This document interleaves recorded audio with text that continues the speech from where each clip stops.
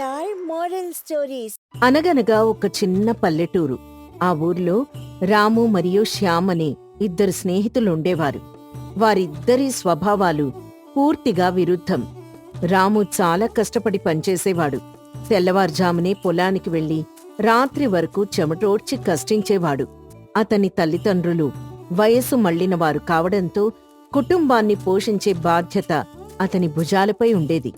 మరోవైపు శ్యామ్ చాలా సోమరిపోతూ అతనికి తక్కువ శ్రమతో ఎక్కువ సంపాదించాలనే కోరికుండేది. అదృష్టం, లాటరీలు, సులభంగా డబ్బు సంపాదించే పద్ధతుల గురించి కలలు కంటూ ఉండేవాడు. తన కలను పగటిపూట కూడా కంటూ తన పనిని వాయిదా వేస్తూ ఉండేవాడు. ఈ రెండు మార్గాలు ఎప్పటికీ ఒకే చోట కలుసుకునేవి కావు. శ్యామ్, నువ్వు కూడా నాతో పాటు పొలానికి వచ్చి పనిచేస్తే బావుంటుందిరా. కష్టపడితేనే ఫలితం ఉంటుంది. చెమటోడ్చకుండా ఏమీ రాదు. ఈ పొలానికొచ్చే ప్రతి గింజ మన కష్టానికే ప్రతిఫలం. రాము, నువ్వు చాలా అమాయకుడివిరా. ఈ రోజుల్లో ఎవరు కష్టపడి డబ్బు సంపాదిస్తున్నారు చెప్పు? అదృష్టం ఉంటే చాలు, మన జీవితం మారిపోతుంది. నేను కష్టపడాల్సిన అవసరం లేదు. నా అదృష్టం నన్ను ధనవంతుణ్ణి చేస్తుంది. ఉదయం నుండి సాయంత్రం వరకు మట్టిలో పడి పనిచేయడం అవసరమా చెప్పు? ఎప్పటికైనా ఒక సులభమైన మార్గం నాకు దొరుకుతుంది. రాము శ్యామ్ మాటలకి నవ్వేశాడు. అదృష్టం అనేది కష్టం ద్వారానే వస్తుంది అని అతను నమ్మేవాడు. ఒకరోజు రాము తన పొలంలో పనిచేస్తూ ఉండగా అతని తల్లొచ్చింది. రాము, నువ్వింత కష్టపడుతున్నా కూడా మన కడుపు నిండా తిండి దొరకడమే కష్టమవుతోందిరా. నీకు నేను సహాయం చేయలేకపోతున్నాను. నా కళ్ల ముందు నువ్వింత కష్టపడటం చూసి నా గుండె భారంగా ఉంది. అమ్మా, నువ్వు బాధపడకు. నేను కష్టపడతానమ్మా. కష్టపడితేనే నాకు విజయం లభిస్తుంది. నువ్వు నా కష్టాన్ని చూసి బాధపడకు. ఏదో ఒక రోజు మన కష్టాలు తీరిపోతాయి. రాము తల్లి కళ్లల్లో నీళ్లు తిరిగాయి. రాము చాలా నిరాశగా చూశాడు. నేనింత కష్టపడుతున్నా నాకు విజయం లభించటం లేదు. నా తల్లి బాధపడుతోంది అని అనుకున్నాడు. ఆ సమయంలో శ్యామ్ ఒక పండితుడి దగ్గరికి వెళ్ళాడు. గురువుగారు, నేను ధనవంతుణ్ణి కావాలనుకుంటున్నాను. నాకు అదృష్టం లేదు. నేనేం చేస్తే ధనవంతుణ్ణవుతానో చెప్పండి. దయచేసి నాకొక సులభమైన మార్గాన్ని సూచించండి. అదృష్టం అనేది మన కష్టం ద్వారానే వస్తుంది. నువ్వు కష్టపడితేనే నీకు అదృష్టం లభిస్తుంది. అదృష్టం అనేది మనం తయారు చేసుకోవాల్సింది కాని ఎదురు చూడాల్సింది గాని కాదు. గురువుగారు, దయచేసి నన్ను మాటలతో మభ్యపెట్టకండి. నాకు సులభంగా డబ్బు సంపాదించే మార్గం కావాలి. నేనే కష్టం పడకుండానే ధనవంతుణ్ణి కావాలనుకుంటున్నాను. అప్పుడు పండితుడు నవ్వి శ్యామ్కొక చిత్రపటం ఇచ్చారు. ఆ చిత్రపటంలో ఒక మార్గముంది. అప్పుడు పండితుడు శ్యామ్తో ఇలా అన్నారు. ఈ మార్గం నీకొక రహస్య గుహకు దారి చూపిస్తుంది. ఆ గుహలో ఒక మహర్షి దాచిన నిధి ఉంది. ఆ నిధి ఎవరికి దొరికితే వారిని అదృష్టం వరిస్తుంది అని చెప్పారు. ధన్యవాదాలు గురువుగారు. నేనీ నిధితో ధనవంతుణ్ణవుతాను. నా కష్టం తీరింది. శ్యామ్ ఆ చిత్రపటాన్ని తీసుకుని ఆనందంతో ఇంటికి వెళ్ళాడు. వెంటనే రాము దగ్గరికి వెళ్ళాడు. రాము, నేను ధనవంతుణ్ణి కాబోతున్నాను. నాకు ఒక మహర్షి దాచిన నిధి దొరికింది. ఈ రహస్య మార్గం దానికి నాకు దారి చూపిస్తుంది. నువ్వు కూడా నాతో వస్తావా? నీ కష్టానికి కూడా ఒక దారి దొరుకుతుంది. రాము ఆశ్చర్యపోయాడు. నిధా అని అడిగాడు. శ్యామ్, నువ్వు సరదాగా చెప్తున్నావు కదా. నిధి అనేది కలల్లో మాత్రమే ఉంటుంది. మనం కష్టపడి పనిచేస్తేనే మన జీవితం బాగుంటుంది. లేదు రాము, ఇది నిజం. ఒక పండితుడు నాకీ చిత్రపటాన్నిచ్చారు. ఈ గుహలో ఉన్న నిధిని మనం తీసుకుంటే మన జీవితం మారిపోతుంది. ఇంక మనం ఆలస్యం చెయ్యొద్దు. వెంటనే బయలుదేరదాం. రాము మొదట అంగీకరించలేదు. కాని తన తల్లి బాధం చూసి తన కష్టాలు తీరడానికి ఒక అవకాశం ఉందని భావించాడు. అతను కూడా శ్యామ్తో కలిసి ప్రయాణం ప్రారంభించాడు. రాము, శ్యామ్ ఇద్దరూ ఆ నిధి కోసం ప్రయాణం ప్రారంభించారు. వారి ప్రయాణం చాలా కష్టంతో కూడుకున్నది. వాళ్ళు అడవులు, నదులు, కొండలు దాటి వెళ్లాల్సి వచ్చింది. శ్యామ్ చాలా తొందరగా అలసిపోయాడు. రాము, ఈ ప్రయాణం చాలా కష్టంగా ఉందిరా. మనం వెనక్కి తిరిగి వెళ్ళిపోదాం. నా కళ్ళు కూడా నిద్ర లేక వాచిపోయాయి. ఈ కష్టం ఇక నా వల్ల కాదు. లేదు శ్యామ్, మనం ఇంత దూరం వచ్చాం, వెనక్కి తిరిగి వెళ్ళకూడదు. మనం వెనక్కి వెళ్తే మన తల్లిదండ్రుల కష్టాలు అలాగే ఉంటాయి. నాకీ కష్టం అవసరం లేదురా. నేను అదృష్టాన్ని నమ్ముతాను. అదృష్టం లేకపోతే నేనిక్కడ ఉండను. రాము శ్యామ్కి చాలా ధైర్యం చెప్పాడు. చివరికి వాళ్ళిద్దరూ ఆ రహస్య గుహ దగ్గరికి చేరుకున్నారు. ఆ గుహ చాలా పురాతనమైంది. దానిలో చాలా పెద్ద పెద్ద రాళ్లున్నాయి. గుహ లోపల చీకటిగా చల్లగా ఉంది. దానిలోకి వెళ్ళడానికి శ్యామ్ భయపడ్డాడు. రాము, గురువుగారు ఈ గుహలో నిధి ఉందని చెప్పారు, కాని ఇక్కడ ఏమీ లేదు. మనం మోసపోయాన్రా. రాము రాళ్లని పక్కకి తొలగించి చూశాడు. కాని అతనికేమీ కనిపించలేదు. శ్యామ్, ఇక్కడ ఏమీ లేదురా. మనం మోసపోయాం. గురువుగారు మనల్ని మోసం చేశారు. రాము చాలా నిరాశగా చూశాడు. నా కష్టం వృధా అయింది అని అతను అనుకున్నాడు. కాని శ్యామ్ గుహలో ఒక బొమ్మను చూశాడు. అది ఒక పెద్ద పక్షి బొమ్మ. రాము, ఆ బొమ్మను చూడు. అది చాలా వింతగా ఉంది. రాము శ్యామ్ ఇద్దరూ ఆ బొమ్మ దగ్గరికి వెళ్లారు. ఆ బొమ్మ కింద ఒక రహస్య ద్వారం ఉంది. దానిపై ఇలా రాసి ఉంది: మీరీ రహస్య ద్వారం తెరవాలంటే మీరొక చిక్కు ప్రశ్న పరిష్కరించాలి. శ్యామ్ ఆ చిక్కు ప్రశ్నను పరిష్కరించడానికి ప్రయత్నించాడు. కాని అదతనికి చాలా కష్టంగా అనిపించింది. ఆ చిక్కు ప్రశ్నలో కొన్ని విచిత్రమైన సంకేతాలు, బొమ్మలు ఉన్నాయి. వాటిని ఒక క్రమంలో అమర్చాలి. శ్యామ్ తొందరగా విసుగు చెంది ఆ చిక్కు ప్రశ్నను వదిలివేశాడు. రాము, ఈ చిక్కు ప్రశ్న చాలా కష్టంగా ఉందిరా. మనం వెనక్కి తిరిగి వెళ్ళిపోదాం. లేదు శ్యామ్, నేను దీన్ని పరిష్కరిస్తాను. నేను కష్టపడతాను. మన కష్టానికి విలువుంది. రాము ఆ చిక్కు ప్రశ్నను పరిష్కరించడానికి చాలా కష్టపడ్డాడు. కొన్ని గంటల తర్వాత అతను చిక్కు ప్రశ్న పరిష్కరించాడు. రహస్య ద్వారం తెరుచుకుంది. శ్యామ్ ఆశ్చర్యపోయాడు. వారు గుహలోకి వెళ్లారు. గుహ లోపల ఒక నది ప్రవహిస్తోంది. దానిపై ఒక పడవ ఉంది. ఆ పడవ మీద ఇలా రాసుంది: మీరీ పడవను నడపాలంటే మీరొక పాట పాడాలి. రాము, ఇది చాలా కష్టంగా ఉందిరా. నేను పాట పాడలేను. నేను వెనక్కి తిరిగి వెళ్ళిపోతాను. నాకీ కష్టాలే అవసరం లేదు. రాము నవ్వాడు.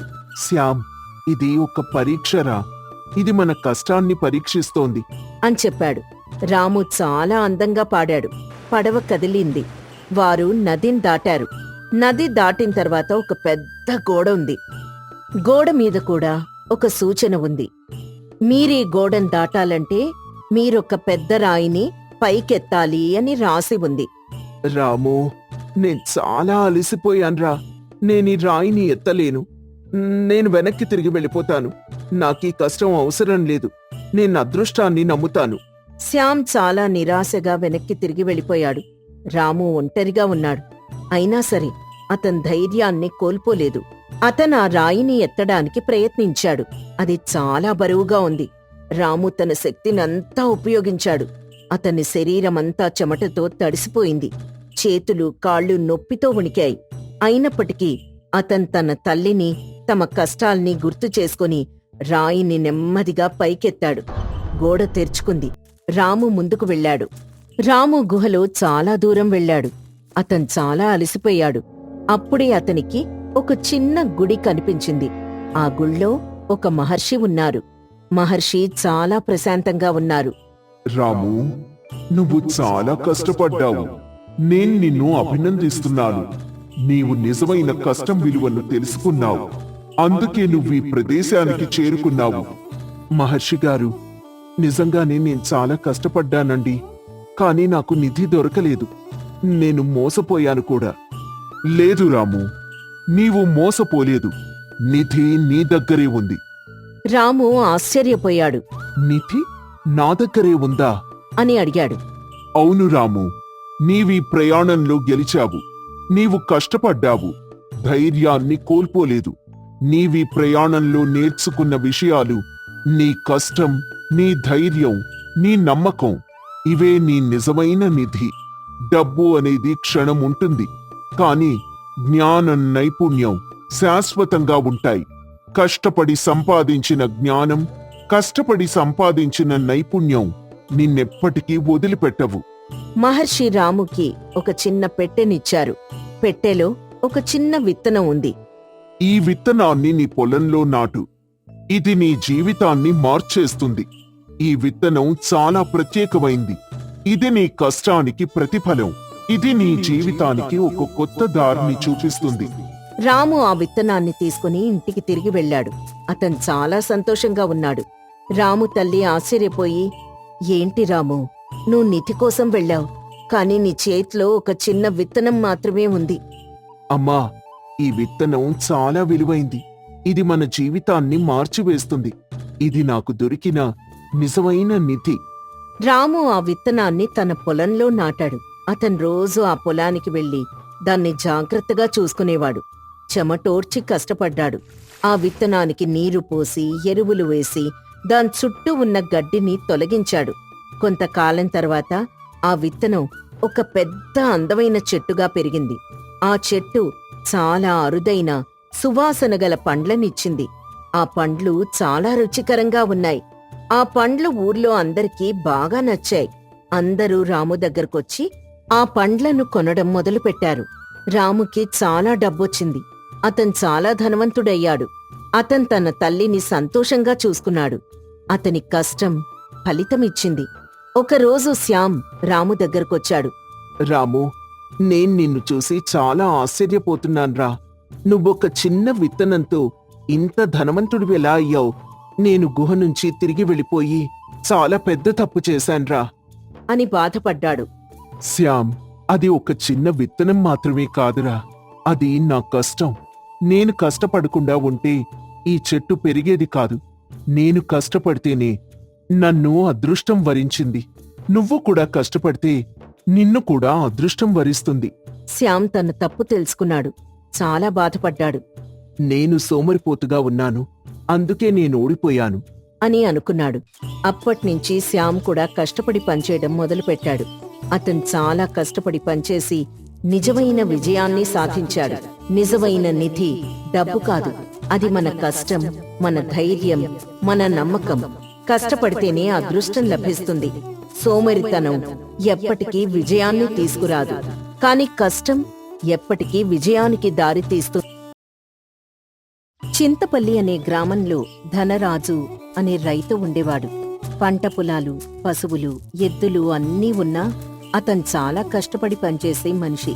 అతని దగ్గర శివయ్య అనే ఓ వ్యక్తి పనిచేస్తూ ఉండేవాడు. అతను కూడా చాలా నిజాయితీగా పనిచేసేవాడు. పొలం పనులే కాకుండా ఇంట్లో పనులు కూడా చేస్తూ ఉండేవాడు. ఓ రోజు, శివయ్య, ఈ రోజు త్వరగా పొలానికి వెళ్దాం. దేనికయ్యా? రాత్రి బాగా వర్షం పడింది కదా, పొలంలో బాగా నీళ్లు నిలిచిపోయి ఉంటాయి. లేదయ్యా, రాత్రి నేను వెళ్లి నీళ్లు నిలవకుండా చేశాను. అంత వర్షంలో నువ్వొక్కడివే వెళ్ళావా? ఆ సమయంలో మీరెందుకని? భలే పనిమంతుడివి శివయ్యా, నువ్వు మాత్రం. నాకు పనిచ్చి తినడానికి తిండి పెడుతూ ఉండడానికి ఆశ్రయం ఇచ్చారు. నేనీ మాత్రం పనిచేయకపోతే ఎలా? సరే శివయ్యా, కాస్తాగి పొలానికి బయలుదేరదాం అని అంటాడు ధన్రాజు. అలా ఇద్దరూ కలిసి పొలం సాగు చేస్తూ ఉంటారు. శివయ్య పనిలో పడితే తన గురించి అస్సలేమీ పట్టించుకోడు. దీంతో ధనరాజు భార్య శాంతమ్మ ఇద్దరికీ పొలానికి భోజనం తీసుకొనొస్తుంది. ఏవండి, భోజనం చేద్దుర్రండి. వస్తున్నా. శివయ్య, నువ్వు కూడా రా, తిందుగాని. ఈ కొంచెం పని అవ్వగానే తింటానమ్మా. సద్దన్నం తెచ్చుకున్నాను, అయ్యగారికి పెట్టండి. ఏంటి శివయ్య, నువ్వు నీ గురించి ఏమీ పట్టించుకోవు. ఎప్పుడు చూసినా పని పని అంటావు. నేను కూడా నీకోసం భోజనం తీసుకొచ్చాను, రా తిందుగాని. అమ్మగారు, అది రేయ్, రారా భోంచేద్దుగాని. ఇన్నాళ్లైనా నీ మొహమాటం పోలేదు, రా తిందాం అని తీసుకువెళ్తాడు ధన్రాజు. అలా శివయ్యను పనివాళ్లా చూడకుండా ఇంట్లో మనిషిలానే చూస్తూ ఉంటారు. రోజులు గడుస్తాయి. శివయ్య నిజాయితీ అంతకంతకు పెరుగుతూ ఉంటుంది. ఓ రోజు శివయ్య నీరసంగా కూర్చుంటాడు. ఏంటి శివయ్య, పొలానికి వెళ్దామా? వెళ్దాం బాబు, కాస్త ఆలస్యంగా వెళ్దాం. ఏమైంది శివయ్య, ఈ రోజు కాస్త నల్లతగా కనిపిస్తున్నావు? మనిషిలో హుషారు తగ్గినట్టుందే. అదే, కాస్త జ్వరంగా నీరసంగా ఉన్నట్టుందయ్యా. ఏమిటి, అవునా? ఇలా ఉండి పొలానికి వద్దామనుకున్నావా? జ్వరంగా ఉందా?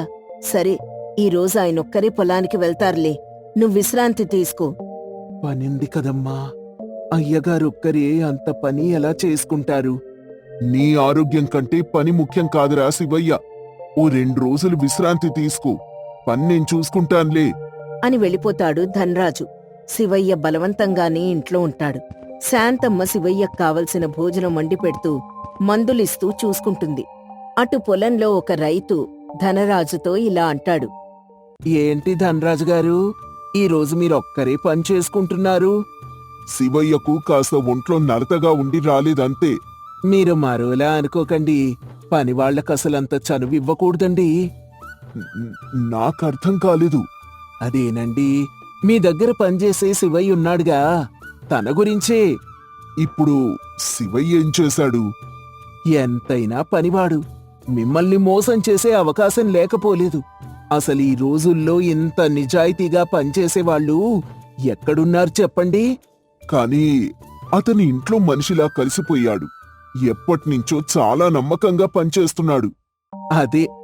అదేనండి, అందుకే అనుమానపడాలి. ఏమో, ఇంట్లో సంగతులు ఊళ్ళో వాళ్ళకి చేరవేస్తున్నాడు, ఆస్తులే పోగేస్తున్నాడు. ఎవరు చూడొచ్చారు? ఎందుకైనా మంచిది, కాస్త జాగ్రత్తగా ఉండండి అని చెప్పి వెళ్ళిపోతాడు. దీంతో ధనరాజు మనసులో ఎక్కడో అనుమానాలు మొదలవుతాయి.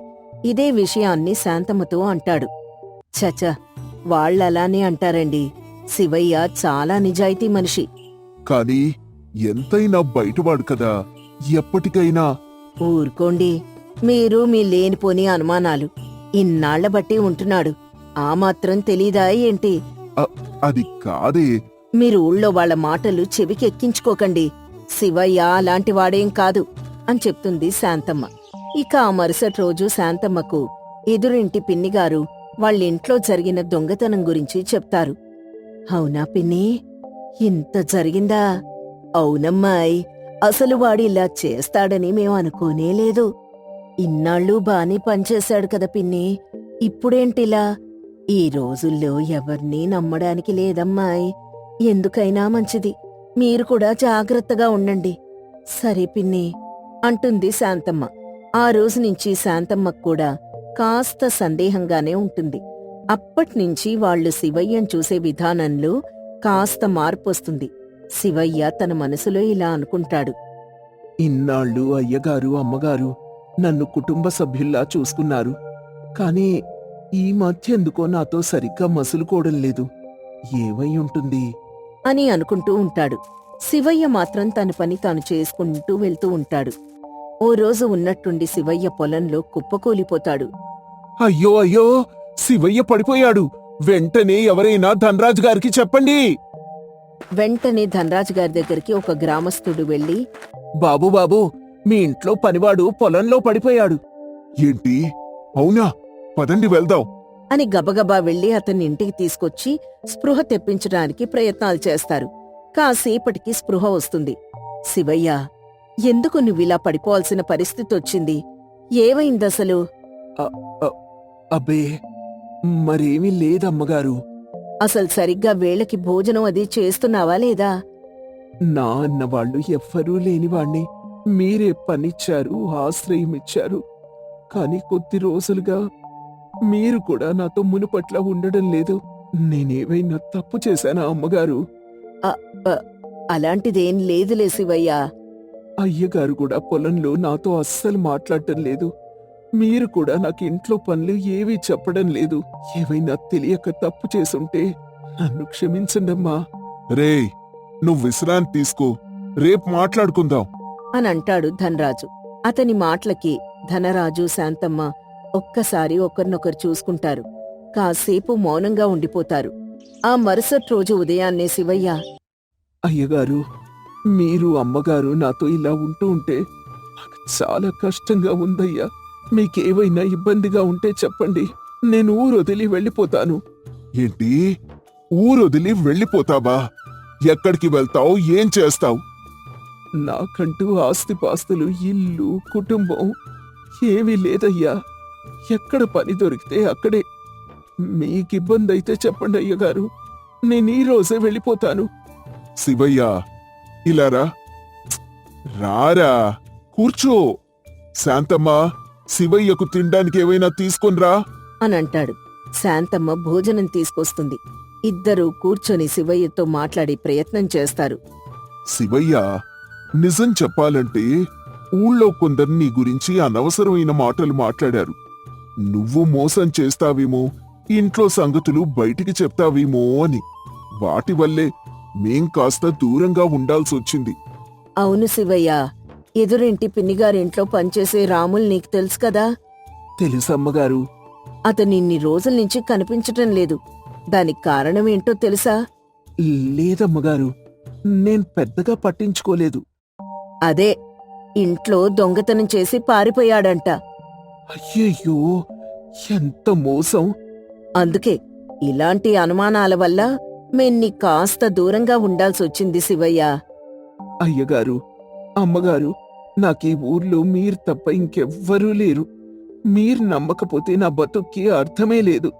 నేను, నా కష్టం, నా నిజాయితీ తప్ప ఇంకేమీ మీకు నేను చూపించలేను. తెలుసు శివయ్య, మేం తప్పు చేశాం. ఊరి వాళ్ల మాటలు విని నిన్ననుమానించాం. అవునరా, నీ నిజాయితీకి ఇది పరీక్ష అనుకో. కాని ఇప్పుడు మేం బాగా అర్థం చేసుకున్నాం. నీ క్షేమమే మా క్షేమం. ఇక మేము ఎప్పటికీ నిన్ను దూరంగా ఉంచము అనంటాడు ధన్రాజు. శాంతమ్మ శివయ్యకు పాలు తీసుకొచ్చి ఇస్తుంది. శివయ్య కృతజ్ఞతతో కళ్ళు తుడుచుకుంటాడు. గ్రామంలో జరిగిన దొంగతనం విషయం పంచాయతీలో చర్చిస్తారు. దొంగ పట్టుబడతాడు. అతను వేరే ఊరి వ్యక్తి అని తేలుతుంది. పంచాయతీ పెద్ద ఇలా అంటారు. ఈ రోజుల్లో పనివాళ్లంతా ఇలానే ఉన్నారండి. పోనీలే కదా అని ఆశ్రయం ఇస్తే ఇలా దొంగతనాలు చేసి ఊరి పరువు తీస్తున్నారు. అవునయ్యా, నిజమే. ఆ ధనరాజ్ ఇంట్లో పనిచేసే శివయ్య కూడా బయటూరివాడే అయ్యా. మనం వాడి మీద కూడా ఓ కన్నేసి ఉంచాలి. అవును, ఎందుకైనా మంచిది. కాస్త జాగ్రత్తగా ఉండమని ఆ ధనరాజు కూడా చెప్పండి అనేలోపు ధన్రాజే అక్కడికొస్తాడు. ఈ మాటలన్నీ వింటాడు. ఏం మాట్లాడుతున్నారండి మీరు? అందరూ ఒకలాగా ఎందుకుంటారు? మా శివయ్య చాలా మంచివాడు. అది కాదండి, అతను బయట ఊరివాడు కదా. ఇక్కడ ఎలాంటి బంధాలు, ఆస్తిపాస్తులు లేవు. ఏ రోజైనా డబ్బు మీద ఆశతో ఊరి వాళ్లని మోసం చెయ్యొచ్చు. అందుకే ముందు జాగ్రత్తగా చెప్తున్నాను. మీరెన్ని చెప్పినా సరే అతను మా ఇంట్లో మనిషితో సమానం. కాని ఊరికేదైనా నష్టం జరిగితే మాత్రం ఎవరిది బాధ్యత? నాదండి, నాదే బాధ్యత. అంతేకాదు, నా పొలంలో నుంచి ఓ 2 ఎకరాలు అతని పేరు మీద రాస్తాను. అయినా సరే అతను ఎలాంటి మోసం చేయకుండా ఎప్పట్లా పని చూసుకుంటాడని నేను నమ్ముతున్నాను. కావాలంటే మీరు కూడా ఓ సంవత్సరం చూడండి. ధనరాజు గారు, మీరు మోసపోతారండి, జాగ్రత్త అని చెప్పినా వినకుండా అలానే చేస్తాడు ధన్రాజు. అతను నమ్మినట్టే సంవత్సరం తర్వాత శివయ్య కూడా అంతే నిజాయితీగా పనిచేసుకుంటూ ఉంటాడు. దీంతో సంవత్సరం తర్వాత పంచాయతీ పెద్ద, శివయ్య లాంటి పనివాళ్లను అనుమానించడం మన తప్పు. ఇలాంటి నిజాయితీ గల మనుషులు చాలా అరుదుగా ఉంటారు. అనుమానాలు పెంచుకుని మంచి మనుషుల మనసు నొప్పించకూడదండి. శివయ్య నాకు కుటుంబ సభ్యుడే. దీంతో ఆ ఊరి వాళ్ళు కూడా మాటని అంగీకరిస్తారు. ధన్రాజు ఇలా అంటాడు. శివయ్య, నా నమ్మకాన్ని ప్రతిసారి నిలబెడుతూనే ఉన్నావు. ఇకపై నీ ఆరోగ్యం, నీ సౌఖ్యం చూసుకోవడం మా బాధ్యత. నీ క్షేమమే మా పంటల క్షేమం. అయ్యగారు, నాకంతకంటే ఎక్కువ కావాల్సింది ఏమీ లేదండి. మీరు నా మనసు అర్థం చేసుకున్నారు. ఇక నా శక్తి మీర పనిచేస్తాను అనంటాడు శివయ్య. పనివాడి క్షేమం చూసే యజమానులు ఉంటేనే ఆ పనివాడు కూడా తన శ్రద్ధంతా పెట్టి యజమాని కుటుంబం కోసం కష్టపడతాడు. నిజమైన బంధం నమ్మకం మీదే నిలబడుతుంది.